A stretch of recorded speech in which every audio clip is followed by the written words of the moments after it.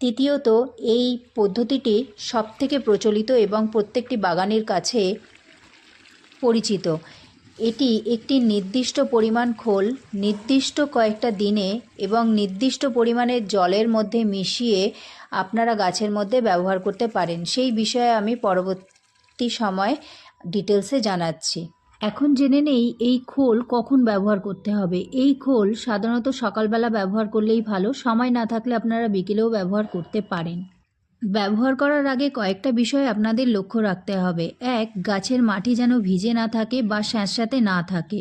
বর্ষাকালে এটি ব্যবহার করা যাবে না, ফাঙ্গাস লেগে যাওয়ার ভয় থাকতে পারে। যখনই গাছে প্রয়োগ করবেন তখনই ফুল এবং পাতা থেকে না লাগে সেদিকে আপনাদের লক্ষ্য রাখতে হবে। এই তরলটি ব্যবহার করার আগে গাছের মাটি ভালো করে খুঁড়ে নিতে হবে, যাতে এই তরলটি মাটির ভিতরে পৌঁছে যেতে পারে।